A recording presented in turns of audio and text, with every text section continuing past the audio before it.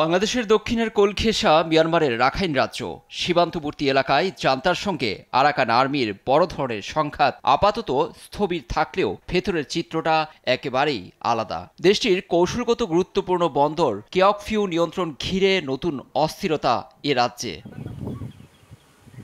ইরাবতী সংবাদ মাধ্যমে জানা গেছে, কেয়কফিউ রামরি সড়কের পাশে পিয়াইনসি কাই গ্রাম সংলগ্ন এলাকায় সরকারি বাহিনীর সঙ্গে আরাকান আর্মির বড় ধরনের সংঘর্ষ চলছে। জান্তার জন্য বড় উদ্বেগের বিষয়, শহর থেকে মাত্র 5 কিলোমিটার দক্ষিণের একটি সদর দপ্তর ঘিরে রেখেছে এ সশস্ত্র গোষ্ঠীটি। গেল কয়েকদিন ধরেই এমন পরিস্থিতি। এ সময় আরাকান আর্মির স্নাইপার হামলায় এক ব্রিগেডিয়ার জেনারেল প্রাণ হারিয়েছেন।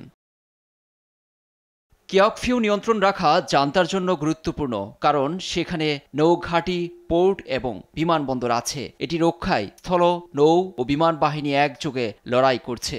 বেল্ট অ্যান্ড রোড ইনিশিয়েটিভ প্রকল্পে নিযুক্ত চীনা বেসরকারি নিরাপত্তা বাহিনীর সদস্যরা আরাকান আর্মির বিরুদ্ধে ড্রোন হামলায় জান্তাকে সহায়তার অভিযোগ উঠেছে, যদিও স্বাধীনভাবে সত্যতা যাচাই করতে পারেনি ইরাবতী। তবে ক্রমবর্ধমান সংঘর্ষে প্রকল্প ছেড়ে যেতে বাধ্য হয়েছে বলে জানিয়েছে চীন।